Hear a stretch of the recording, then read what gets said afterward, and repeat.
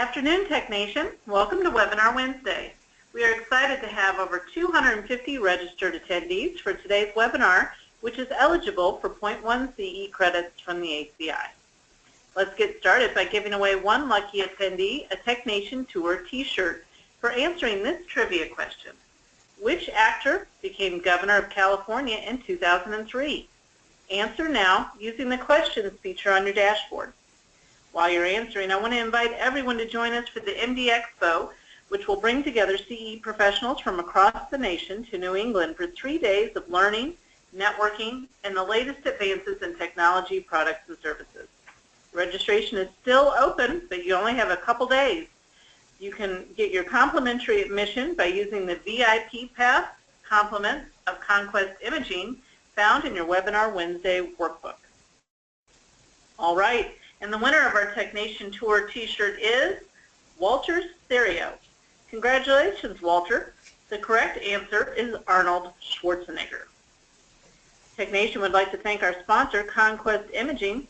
Conquest Imaging is the largest supplier of ultrasound parts, probes, transducers, probe transducer repair, training, service, and free 24/7 technical support. For more information, visit conquestimaging.com. Our presenter today is Jim Rickner, Training Director for Conquest Imaging. Jim, you may begin whenever you are ready. Thank you. Welcome, everyone. Today we're going to talk about regulatory compliance and accreditation from A to Z, or the alphabet soup, as you'll see. So let's get started.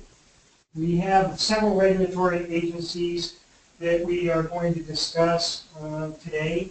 We have American College of Radiology, American Institute of Ultrasound and Medicine, Intersocietal Accreditation Commission, Centers for Medicare and Medicaid, and of course National Fire Protection Association, specifically NFPA 99, which is electrical safety. We'll talk about these from an ultrasound perspective so that you can better understand how your facility is affected.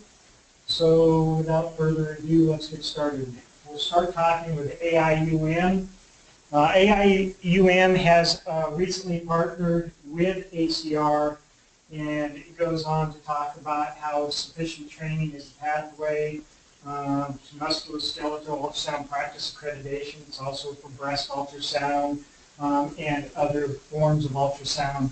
It goes on about quality of care and qualifications of sonographers and physicians, but what applies to us really is what we see there in red, the maintenance and calibration of the ultrasound machines. We're going to spend a lot of time talking about some of the requirements and ways to accomplish this. You know, it's important that we document the content accuracy and timeliness of these reports and different timelines that different agencies require. So as far as AIUM goes, it talks about display standards. And display standards are clearly defined in ACR, and as I said earlier, AIUM has partnered with them. So really what you have to do is then dig down to what the ACR requirements are for display standards, and you'll be able to meet this requirement. We will be talking later in this presentation about some of the display standards and where you can find them. One of the things you need to do is verify transducers, and that's all transducers. We often see what's on the machine and limit it to those that are on the machine, but a lot of places will have probes in drawers or on a shelf. You need to make sure that if they're viable probes, meaning they're being used, that you're actually standing with them. You need to make sure that there are creative cracks in the probe transducer head, separation or delamination on the lens, or discoloration. All these can lead the patient and or the auditor to believe that they are not being properly maintained. So then you're talking transducer uniformity. This is where you can scan with a phantom and try to notice if there's any image problems with it. And it says the note dropouts and non-uniformities. This can also be done in the air, and in fact may be better suited when you first initialize the probe. Look at the image before you start scanning the phantom, because you may see dropouts in the array element somewhere in the middle of the array, for example. And when you actually start scanning with it, because of image enhancements, the artifact just disappears. It's shadowed or the enhancements override that particular dropout. So if you see a dropout prior to scanning, it would be best to take a picture of that as well as image with it. So make sure you're checking both on the phantom and in air. They also go on to say that you want to do maximum depth of visualization for all transducers and all frequencies. All modern transducers are multi-hertz transducers, meaning there's multi-frequencies associated with them. So you want to check every frequency on every transducer and try to determine how deep it can go. And what you're really looking for is degradation over time.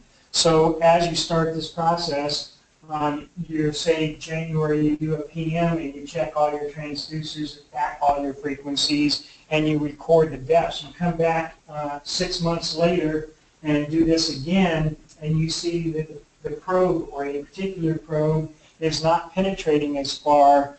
Well, this is an indication of degradation over time, and you then at that point need to start looking for what's causing the problem. It also requires distance measurement accuracy.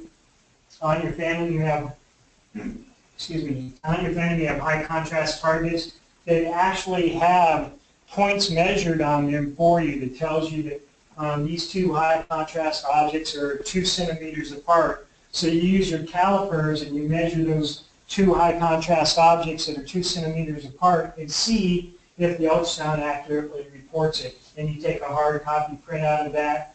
And all these hard copy printouts for depth of visualization, measurement accuracy, and target detection and imaging.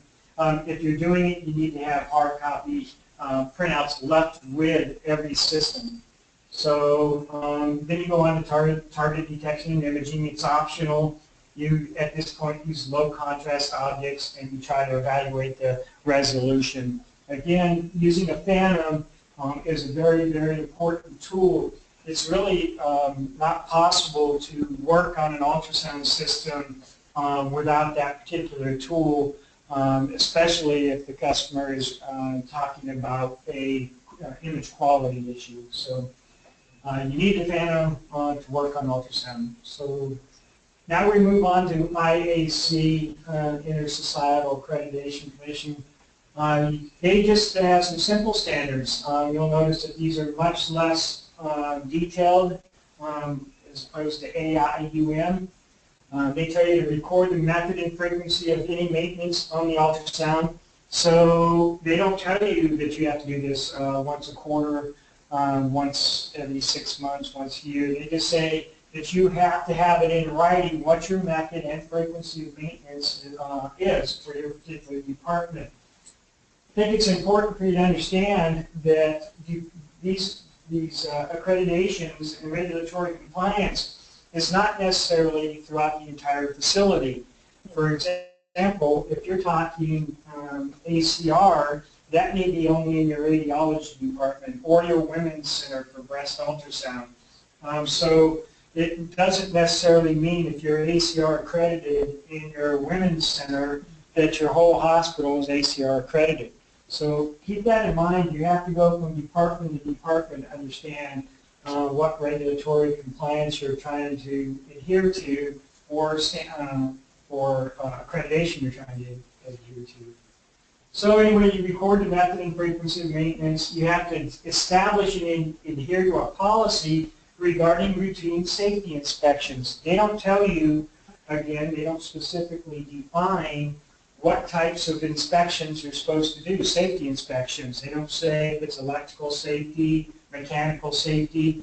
This is up to the department that if they are AIC accredited, that they have to come up with these policies and have them wrote down and established. And then they also go on to say establish and adhere to an instrument cleaning schedule, which includes filters and transducers according to OEM specifications.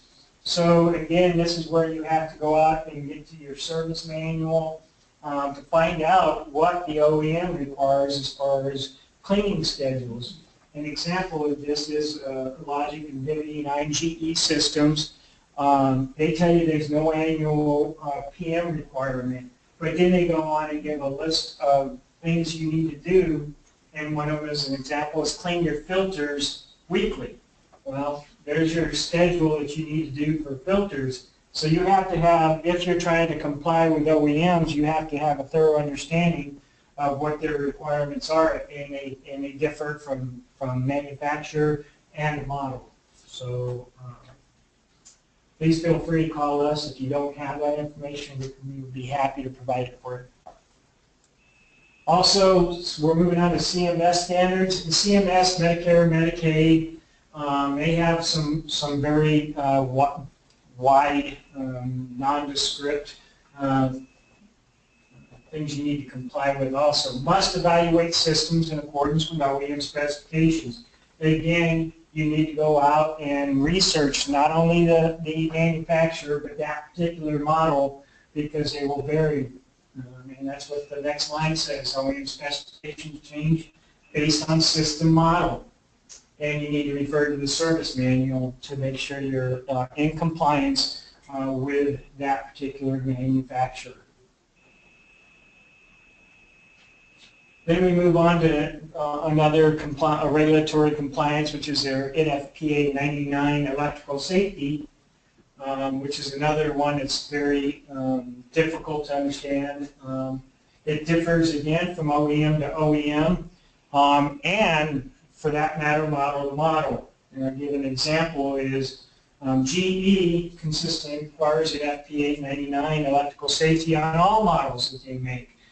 It doesn't seem to matter, Vivid, Logic, Audison, 730, Z8, Z10s, they all specifically require that you do an NFPA 99 electrical safety.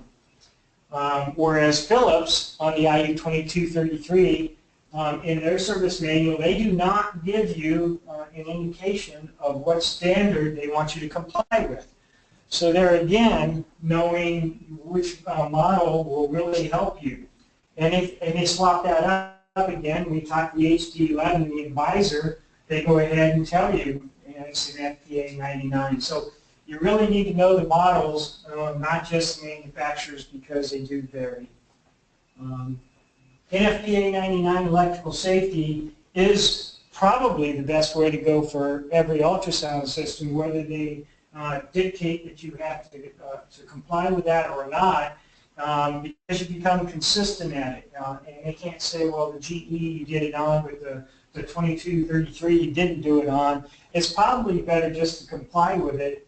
And the only problem with that is when you start complying with an FPA 99, you'll see that the electrical safety can take quite a bit longer, because you have many conditions you have to test under the system on and off, with ground open and closed, polarity normal and reversed, and your neutral open and closed. So doing all those different conditions can stretch out your electrical safety portion of the PM, but in reality, it's the way to go. It's the only way we do it, because it ensures patient safety and operator safety. So can never get in trouble for doing more than what the manufacturer requires.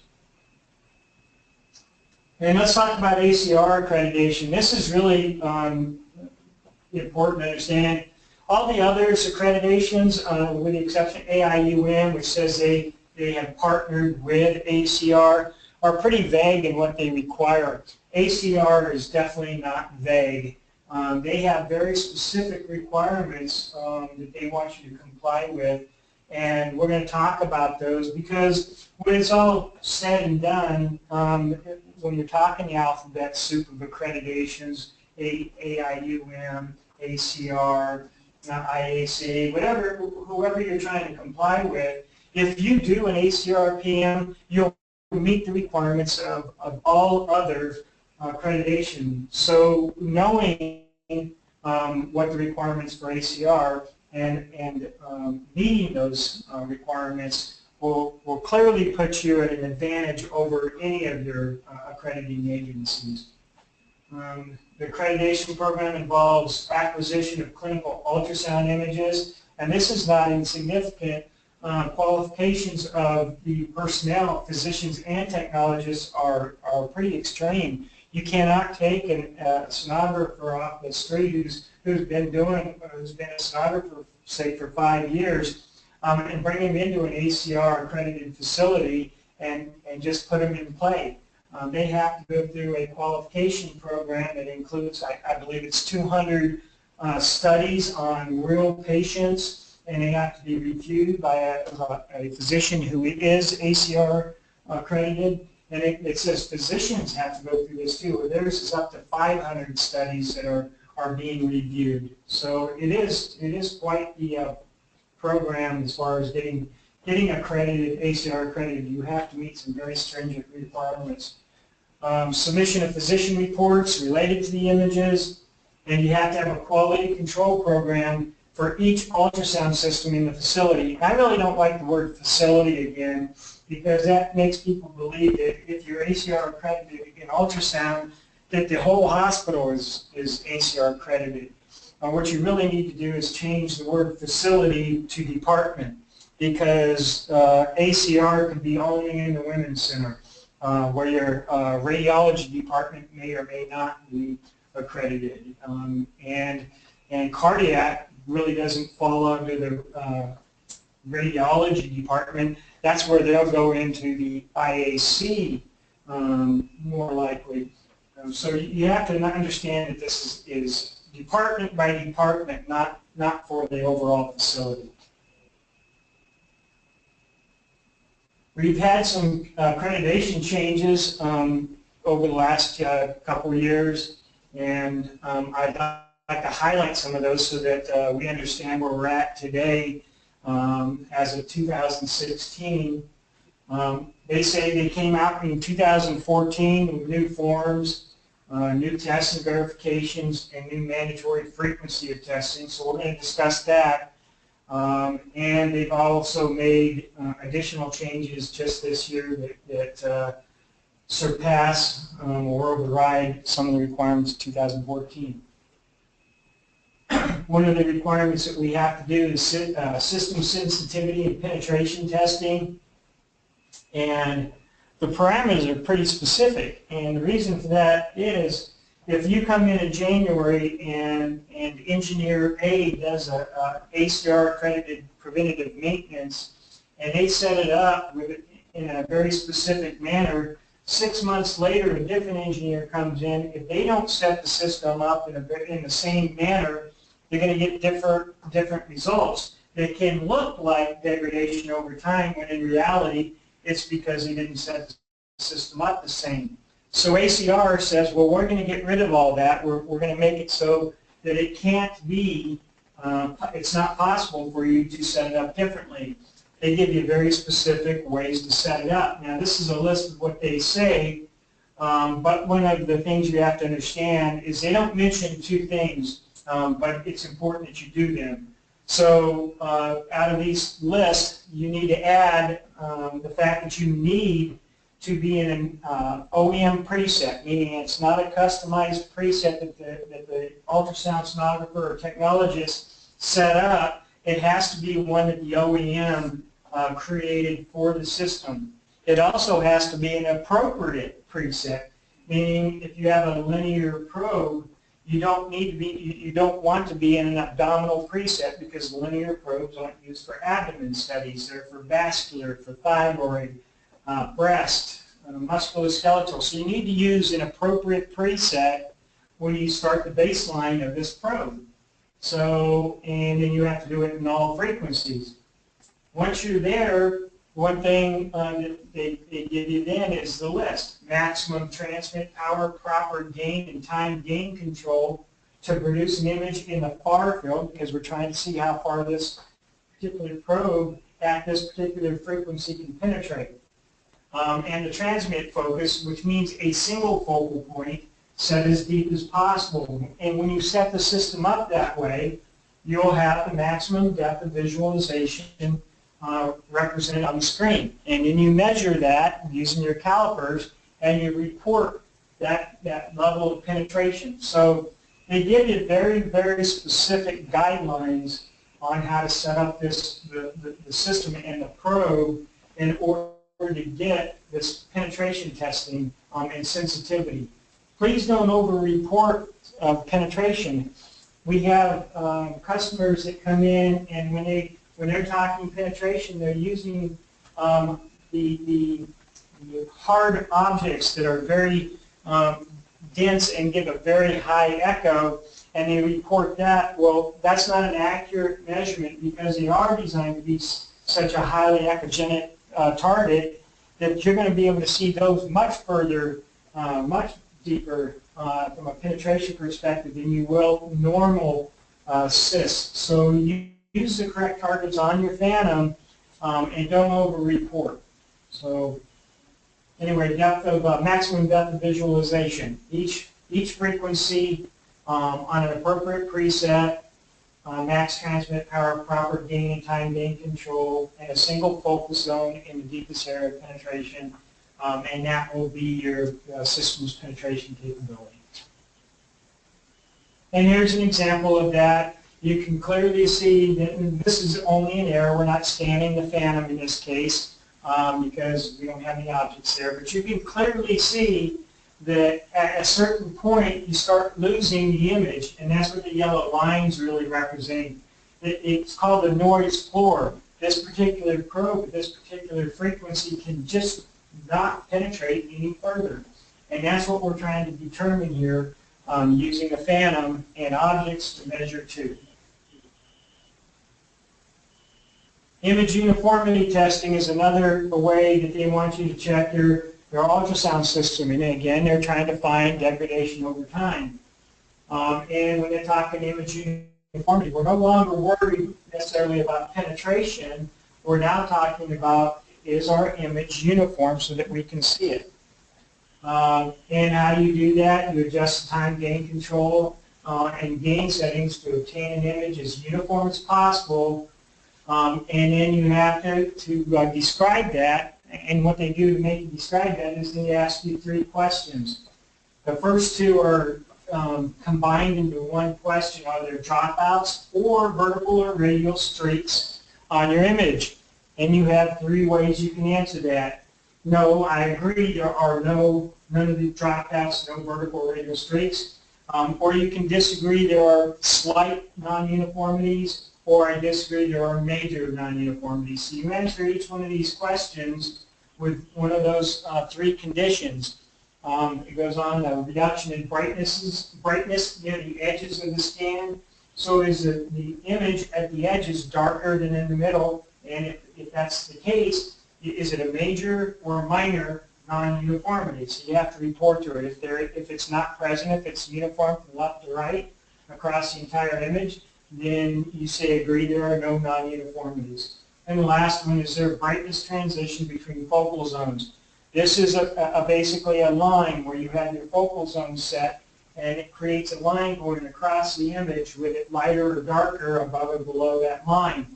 And if it's a clear transition, that's a problem. You have to then go on and say it's a major or minor non-uniformity. If there's no line present, then it's good. You agree that there is no non-uniformity. So then it goes on and asks, well, what about image artifacts in the near field of the probe? Well, that's a possibility. Now you have to determine, is it probe related, port related, or system related? One of the things that we always talk to as far as ultrasound troubleshooting, if you're talking image artifact, is multiple probes and multiple ports. So you take the probe out and you move it to a different port, and does the artifact stay there? Does it move? Does it go away? If it goes away, it's probably not the probe itself because it would move with the probe.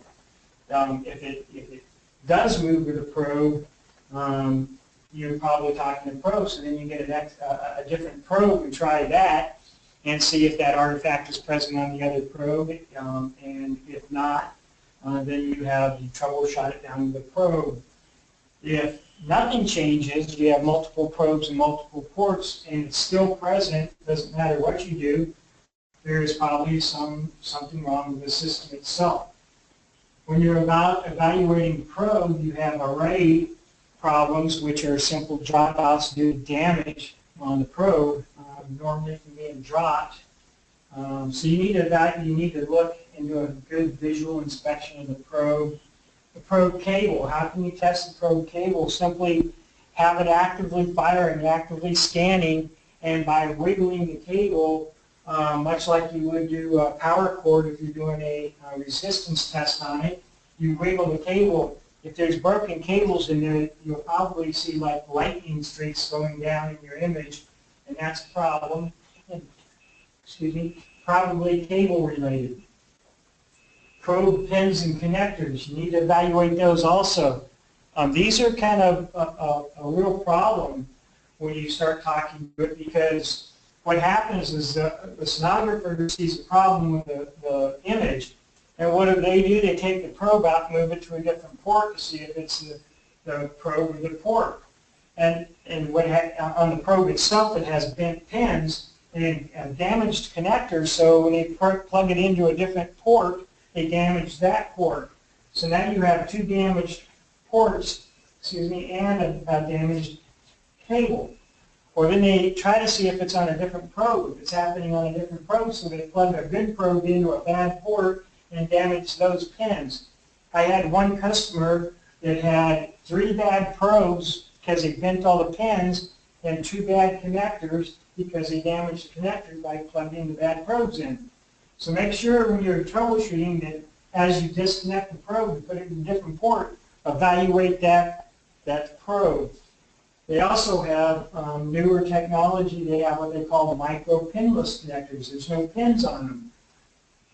But what happens is GE, for example, has a Gurley board where the probe plugs into, and they have a known problem that as they plug in probes and disconnect them, that board gets worn and they don't have a good solid connection. So as you're scanning the patient, you're pulling on the cord a little bit, and it causes the transducer to move in its slot, and it will cause dropouts that vary or all over the place, or you can even lose probe ID, and it will quit scanning altogether. So troubleshooting, again, multiple probes, multiple ports, helps you eliminate or troubleshoot to the probe, connector board, or front end of the ultrasound system. One of the new requirements for ACR is what they call geometric accuracy, and this requires again a phantom. And when you have a phantom, they have known targets on them that are measured, specifically measured. And what you want to do is you want to take and scan and use your calipers to measure the known distance on the targets. And then you want to take a hard copy output so that you could specifically have that in case your auditor comes in from an ACR, they can see that you did horizontal and vertical measurements, and that these caliper readouts are within 1.5% or 1.5 millimeters, which is whatever is greater. And they call it axial, which is vertical, or laterally, which is horizontal. So you need to do them in both directions, horizontal and vertical, 2 centimeters, and report it with hard copy. There's an example of the phantom we use. Unfortunately, they don't have the measurements on there. but you can see just to the right of where it says dead zone, there is a vertical group of dots spaced evenly. They're each 1 centimeter apart. So you measured using calipers between 2 of them, and that would give you 2 centimeters, and you would report what your caliper readings actually say. And then right above vertical group, just kind of above where it says vertical group and to the right, there are 2 small dots that are 2 centimeters apart, and you would take that measurement as well for your horizontal component. So that's how you would confirm geometric accuracy. In this case, you have the 1.5 millimeter or 1.5% tolerance. And what's the problem with that? What if you don't meet it? Well, the good news is I've been doing this for over 10 years, and I've never had an ultrasound system fail the caliper test, this geometric accuracy test. But if it did fail, there's really no adjustment for it. In the old days, they used to have a potentiometer you could adjust and change your horizontal and vertical measurements. Now there is no such thing. It's all done using software. So if it is corrupt and not working, I guess the first thing I would do is try a software reload to bring these back into tolerance. Barring that, there's just really nothing else. There's no hardware component that you can adjust. They also have added a requirement for what they call standard electronic image display performance, and it goes on and says you have to evaluate these monitors that use grayscale. You might want to use luminance calibration, presence of pixel defects, and overall image quality. But you notice it says may include. So they don't tell you specifically what you have to, what tool you use or what is accurate. They just say you may use some of these to evaluate it. And we'll get into what we do and why we do it in just a moment. So that's a scanner. That's the display that's actually on the ultrasound, and you check whether you completed it or not. But then they go on to the next one where they say the primary interpretation display. And this is really the one that is probably the most difficult to comply with. And because you have to find out where this is located. This is the reading station where the radiologist or cardiologist makes their diagnosis. And that's not normally on the ultrasound system. They have a reading room, maybe their office.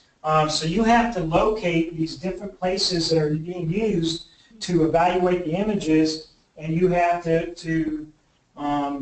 do the display characteristics that are, you have to evaluate their displays and make sure that they're similar to what's on the scanner and that they're able to make an appropriate diagnosis. And so you have to use the same test that you did on the scanner to do that. And it's complete and not complete. The only good news, and it's not very true in many hospitals, is you don't have to perform the primary interpretation display test if the reading room is not located on the site. So if they're sending it to an off-site facility to do the diagnosis, you're no longer required to have to perform this test. But if it's in your hospital, in a reading room, maybe even there you might have 3 reading rooms, you have to evaluate all 3 reading rooms if they're interpreting the display or diagnosing from that display. Luminance. We don't have a lot of time to go on and talk luminance in the different ways to test it. There are many different tests, many different meters. Some are you mount a sensor right to the monitor. Some you're backed away from the monitor. You have different methods and different ways to report it. ACR comes out and gives very, very specific ways to determine luminance, but they don't spell out which meter they want you to use, which method. They just tell you what range the luminance should be in if you perform these tests. They're defined in the technical standards for electronic practice of medical imaging, and you can go right to the ACR website, and as you're looking up the requirements, there's a link right to it, and it gets down to very specific details on how they want you to evaluate luminance.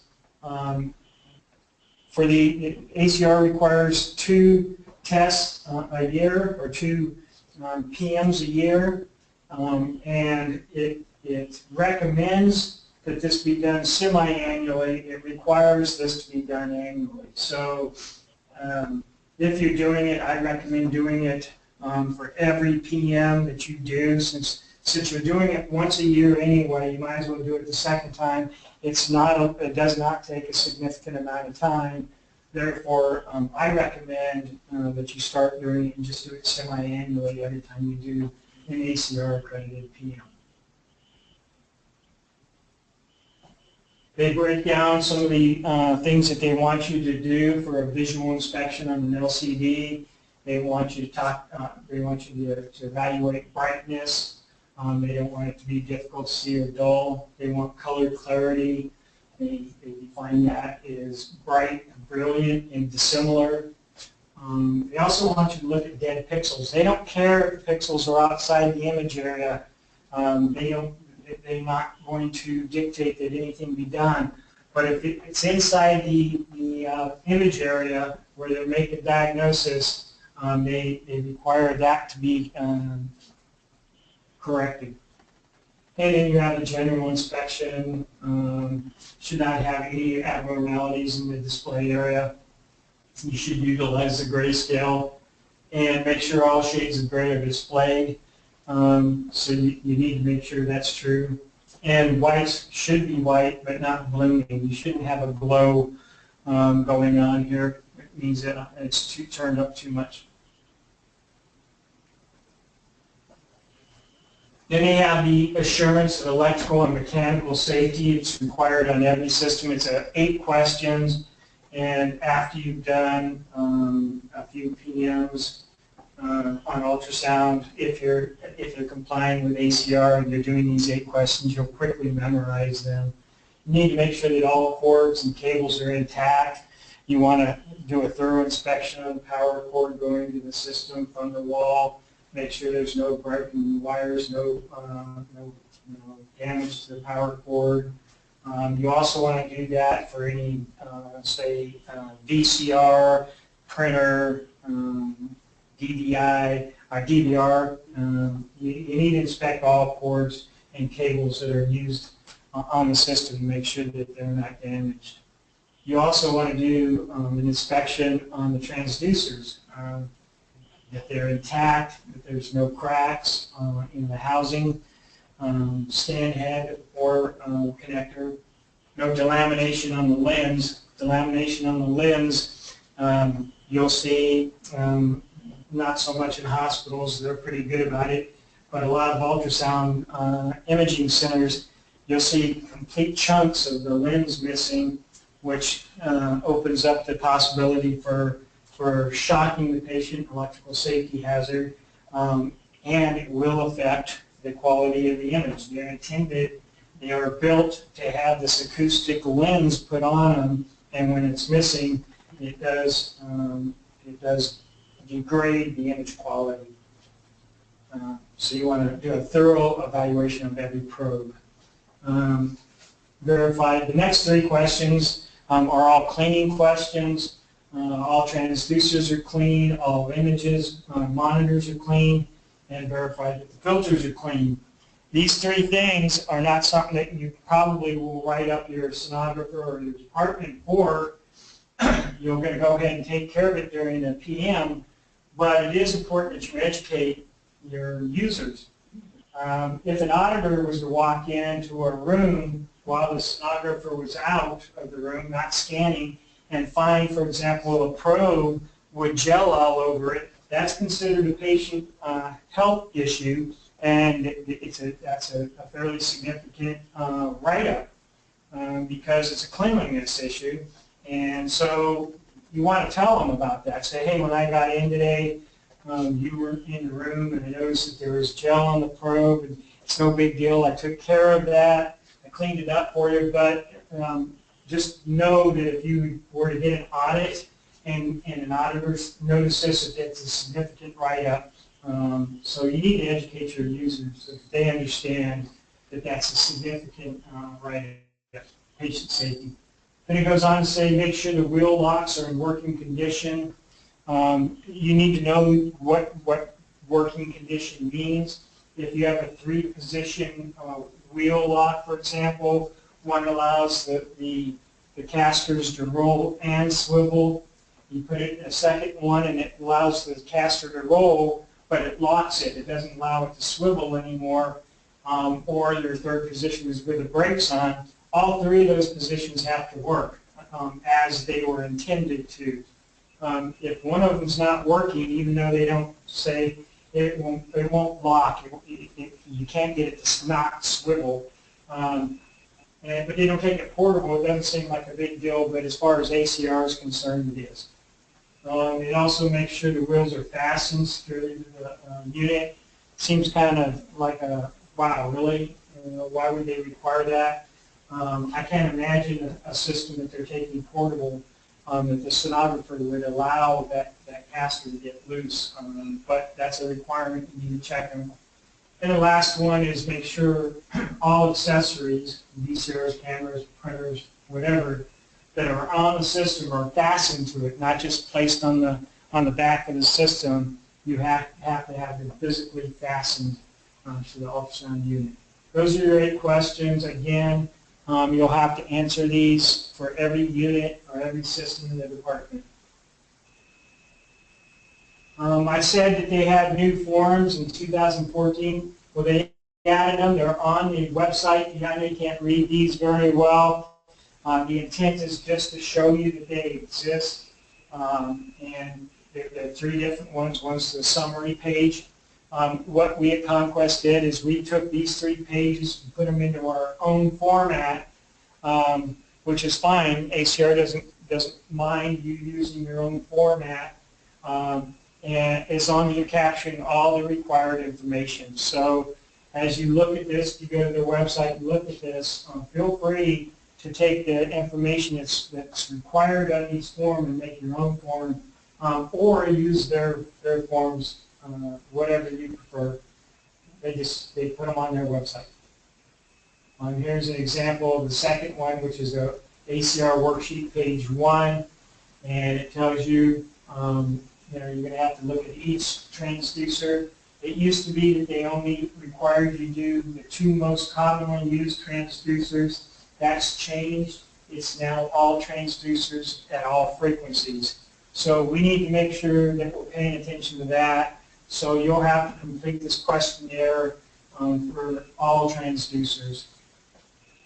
Then it moves on to page 2, and here you can see the 8 questions that we just talked about. You answer if they're in compliance or not, and then it gives you the opportunity to say, is there corrective action required, yes or no. If it's yes, you have to put detailed information as to what corrective action is required, and then when you go back and you do the corrective action, you have to submit another work or service report stating that you have completed the corrective action and that it's now compliant. So make sure you do that. So those are the 3 forms that are on the ACR website. Again, feel free to use those or modify them into whatever report you have, so long as you meet the requirements that are listed in those 3 pages. Frequency is kind of an unusual thing. In 2014, prior to 2014, they just said you needed to do these ACR accredited PMs semi-annually. But in 2014, they changed that to a different different. They say they only required annually now, these annual surveys. But then they say semi-annually, you have to do routine QC testing. And then he goes on to say routine QC testing is less extensive and is recommended to be performed semi-annually. It's not recommended anymore. Okay? But in the verbiage it says it's intended to be less extensive, but you need to complete the same test. So that's kind of, to me, how can it be less extensive if we're doing the same test? And so my recommendation is you do your ACR PM semi-annually, doing exactly the same thing to the very detail that's required in the annual. The only thing that's unusual about this, I think what they're saying is when you say less extensive, I think the only reason it's less extensive is from the physicist or physician's point of view, because the routine QC testing does not require them to do an annual report, or the annual surveys do have that requirement that they submit a report describing the condition of all the tests that have been performed.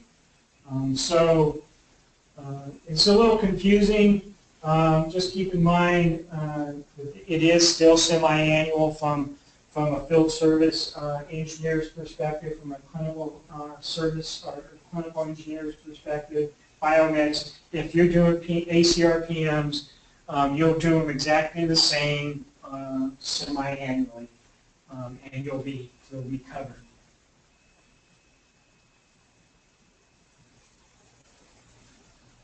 Okay, that's really what I have today. I guess we're finished up. Hi there, Jim. Yeah, we do have a few questions that came through throughout your presentation. We want to remind attendees that if you have the questions, go ahead and use the questions feature on your dashboard and submit them now. In the meantime, let's go ahead and get started with the few that came through. The first one here, Jim, you mentioned that there is a variety of meters that use Luminance. What type of meter do you use for this? We use what we call, or what's called an X-Tech LT300. We actually mount it to the monitor and use that to come up with our luminance reading. It's a fairly inexpensive model, which is what we like about it, and it's very affordable.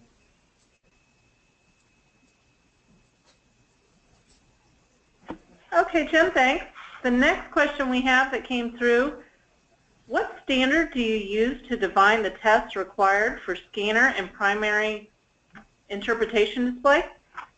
That's listed in the ACR website, very specifically.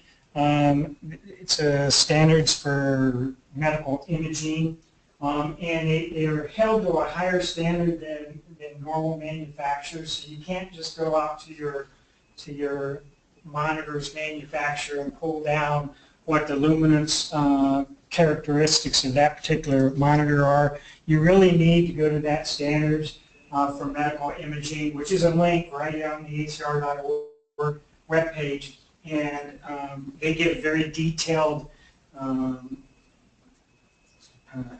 characteristics. They talk about luminance from an ambient perspective, which means there's no power to the monitor, and then they go on and talk about the ranges and the difference between medical imaging versus just imaging. So you really need to look up those and have a testing model put in place so that everybody's completing it in the same manner. Okay, Jim, thank you for that. Since we're running close to the end of our 1 hour with you today, we're going to go ahead and let the attendees know that any questions we didn't get to today will be submitted to Conquest Imaging and Jim specifically to answer post-webinar. So with that, we'd like to go ahead and wrap up today by thanking our sponsor, Conquest Imaging. One lucky attendee will win lunch for their whole department. Details are included in the post-webinar survey, which will appear on your screen shortly. You must complete the survey obtain your certificate of attendance. If you do not see the survey, please email us at webinar@mdpublishing.com. Thanks again, everyone. Until next time.